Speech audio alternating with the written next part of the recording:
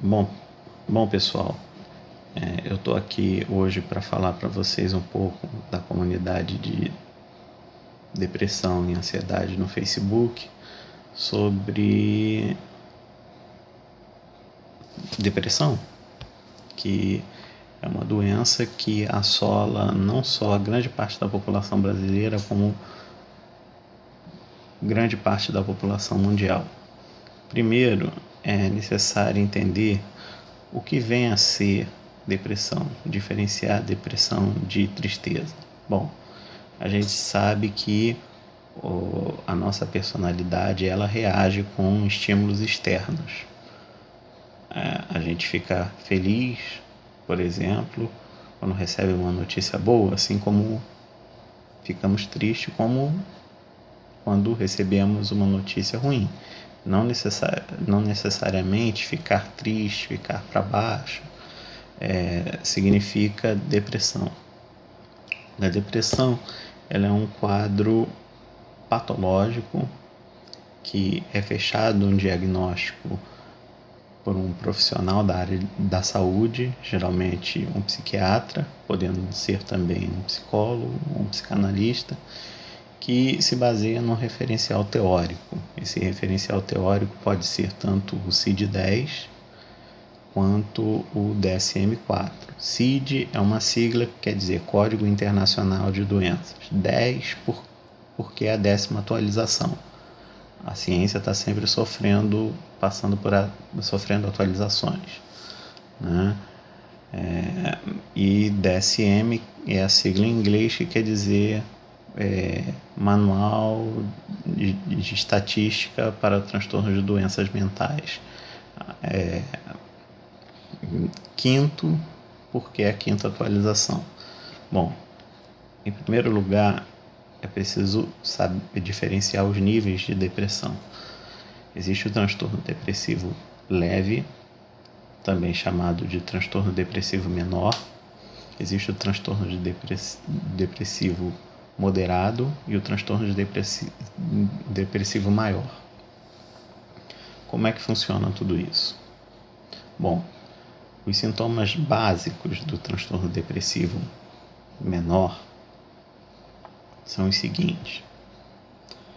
Os pacientes chegam ao consultório relatando que estão levando um estilo de vida sobrecarregado e que já não conseguem manter o mesmo padrão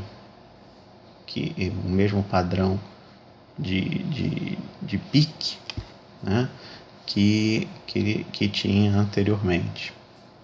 Se sentem sobrecarregados e sentem que futuramente não vão dar conta do estilo de vida que estão levando. É comum nesses pacientes o esquecimento de coisas corriqueiras, né?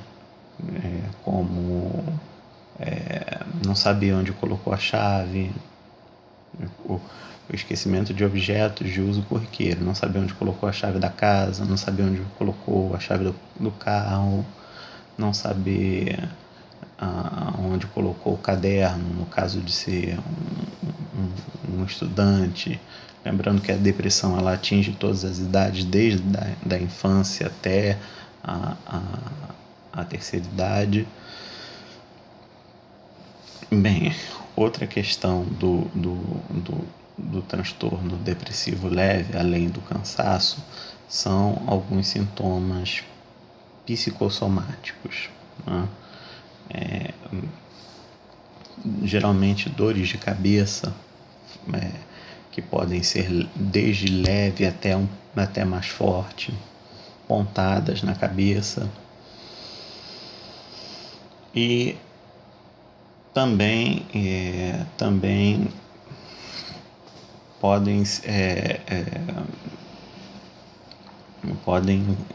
abrir um leque de opções muito grande, como por exemplo, tem gente que sente alguma coisa estourando na cabeça, pingando, mexendo, tem gente que sente como se houvesse uma panelinha de pressão na cabeça, né? Tem gente que ouve chiado, zumbido, enfim. Isso tudo são sinais de que você já não está, alguma coisa está errada na sua vida, ou mais de uma questão estão erradas na sua vida, e que você precisa fazer as mudanças, as transformações necessárias.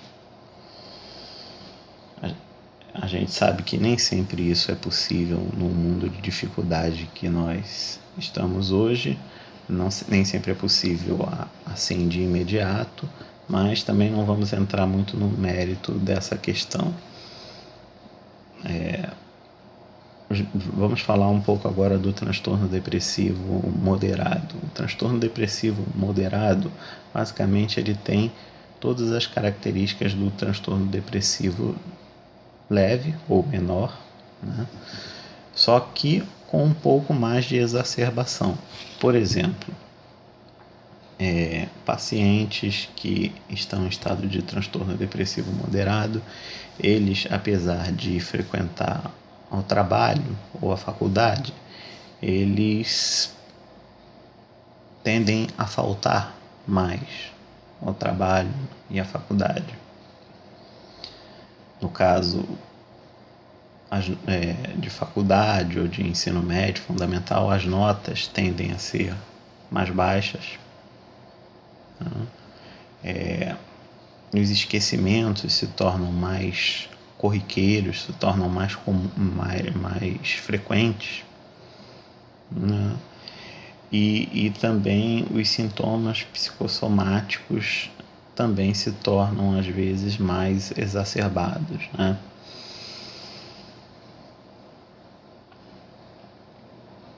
Uma questão que assola em grau maior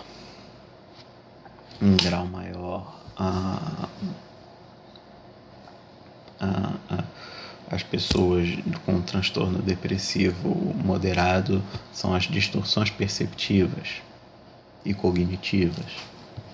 A gente não vai explicar muito o que são distorções cognitivas e perceptivas, porque o vídeo precisa ser lento até para atender as exigências do Facebook, que não é um site de vídeos, mas que é um site de relacionamento, e também para não fadigar muito o telespectador aí que está assistindo o vídeo, né?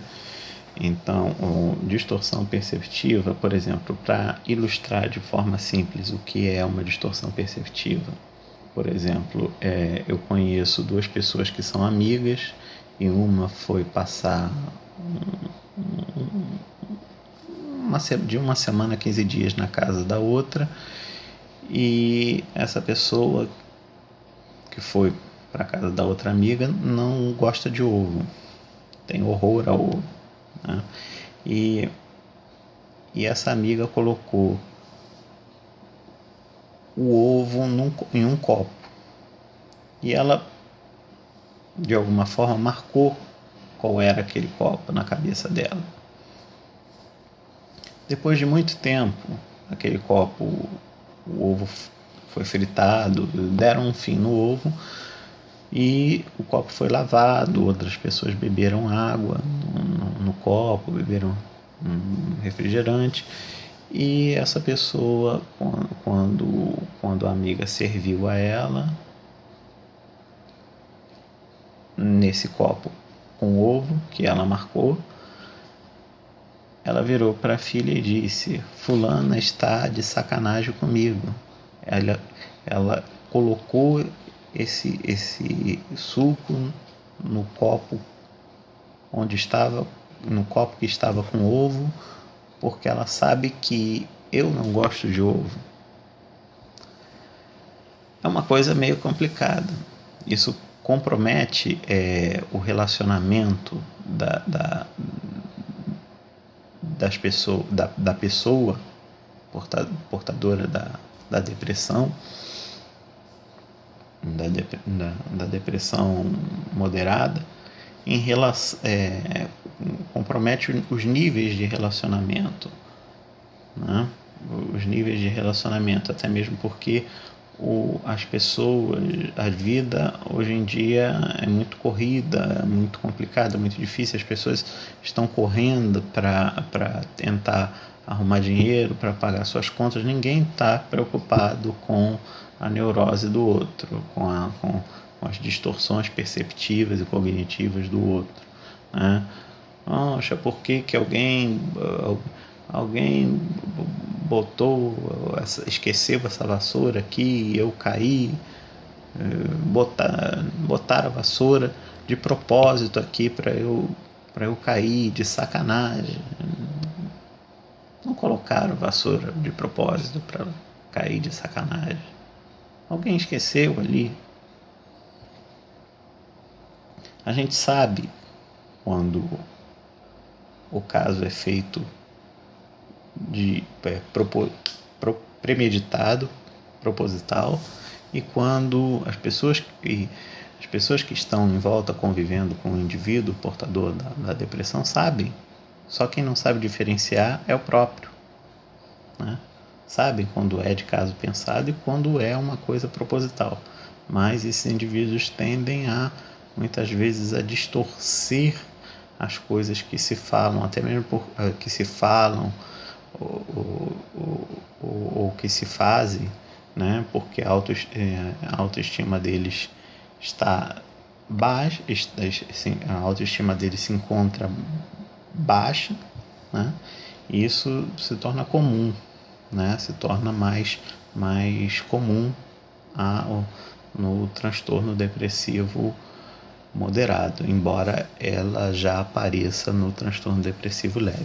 Bem, falando agora de transtorno depressivo maior, a gente vai explicar que o transtorno depressivo maior é o estado mais agudo da doença, onde o paciente ele não quer mais levantar da cama, tem dificuldade para levantar da cama, apresenta uma apatia, um desinteresse por tudo e por todos, um embotamento afetivo, né? Aquele recolhimento afetivo, né? Não tem mais motivação muitas vezes nem para tomar um banho, fica fedorento, fica sem escovar os dentes, não tem motivação para comer, e aí a coisa começa a ficar mais grave, porque se não tratado com urgência, evolui para a morte, né? O que acontece com esses pacientes? Muitas vezes eles apresentam um discurso desconexo, meio nebuloso e complicado de entender, né? Muitas vezes, embora nem sempre. O que é importante entender que isso não são degraus,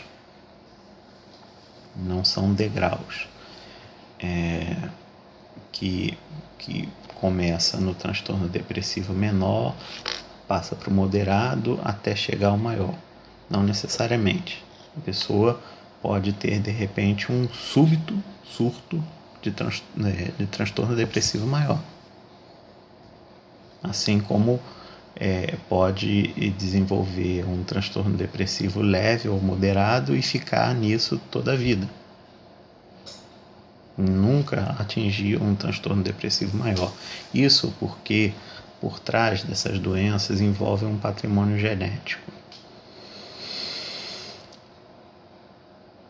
Tem gente que tem um patrimônio genético muito mais tendencioso a certos tipos de doença, muito mais agressivos a certo tipo de doenças, né? Eu costumo comparar isso com as doenças. Eu costumo comparar as doenças psiquiátricas com o câncer nesse sentido genético, que tem gente que desenvolve algum tipo de tumor canceroso faz a quimioterapia, opera e nunca mais tem câncer. E tem pessoas que fazem a quimioterapia, operam e daqui a pouco aparece outro, e aparece outro, e aparece outro, e se torna um câncer generalizado e vai aparecendo mais até a pessoa morrer. Nesse sentido, o câncer é essa pessoa que desenvolveu múltiplos cânceres, múltiplos tumores cancerosos, ela tem um patrimônio genético mais agressivo, tendencioso ao câncer. O outro não tem tanto. Uma pessoa que desenvolve um transtorno, que tem um surto depressivo, um surto de transtorno depressivo maior e nunca mais consegue se recuperar, fica ali na cama toda a vida, ela tem uma tendência maior, um patrimônio genético maior para isso. Os circuitos cerebrais não funcionam da maneira como deveriam funcionar, né? Nessa área responsável pelas emoções, que é chamada de sistema límbico, e juntamente com o lobo frontal. Alguns exames de imagem mostraram que a depressão ela está associada a uma região do cérebro chamado córtex dorsolateral pré-frontal esquerdo. Bem, é difícil definir uma área da depressão. A gente sabe que existem áreas responsáveis pela emoção, pelas emoções, e que essas áreas, quando lesadas, quando ocorre ali uma lesão significativa, ou por doença genética, por acidente vascular cerebral, por tumor, enfim, por qualquer coisa que aconteça, pode comprometer o humor da pessoa, a visão, a forma como a pessoa vê a vida, né? Assim como a forma como a pessoa vê a vida. Então a gente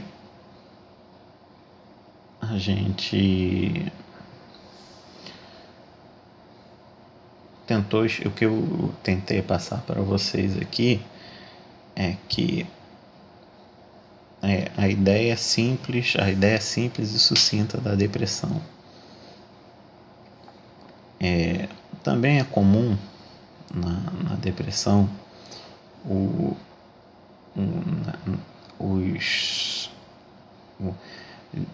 desenvolvimento de doenças, de transtornos de ansiedade em comorbidade com a depressão, como por exemplo a síndrome do pânico, os ataques de pânico, né? E até mesmo alguns tiques, alguns movimentos obsessivos, o transtorno obsessivo compulsivo, né? É muito comum, né? As características de compulsão e obsessão são muito comuns em quadros de depressão moderada, né? Não sei se falei, mas acho que falei da questão da irritabilidade. O paciente, muitas vezes no transtorno depressivo, já no transtorno depressivo leve, já não está com um humor tão tolerante por exemplo, a determinadas brincadeiras, piadas, até piadas leves, né? Está muito sensível,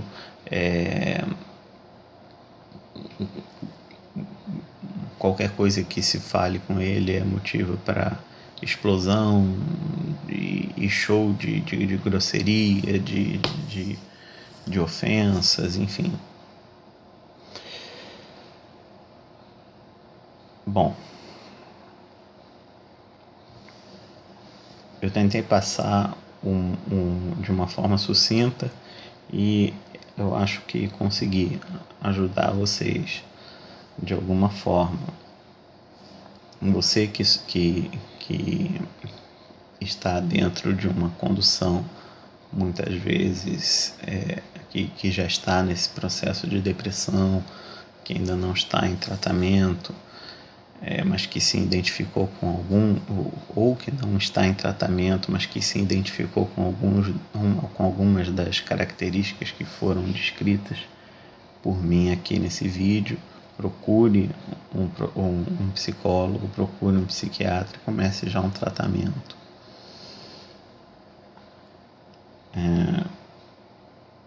Você que já está num tratamento, mas é leigo no assunto, é o que eu posso dizer para você.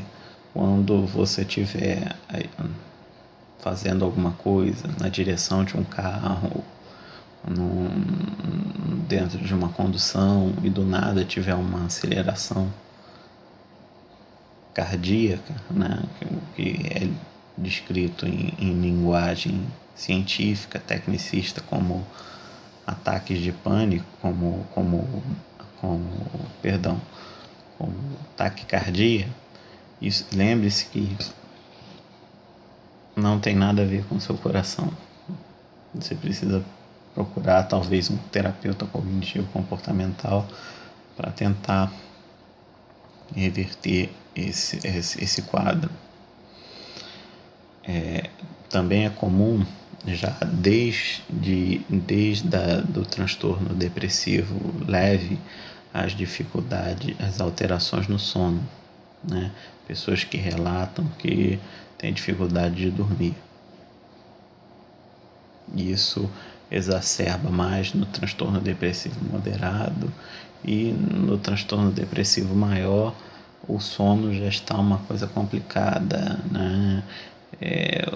O cara dorme às vezes fica 2 noites sem dormir, e depois dorme um dia inteiro, e uma parte da noite, e fica sem se alimentar esse tempo todo, e depois que acorda vai se alimentar. Alguns comem pouco, outros comem muito, né? Bom, pessoal, eu agradeço por vocês terem me ouvido aí e desejo para vocês um bom final de semana. Obrigado.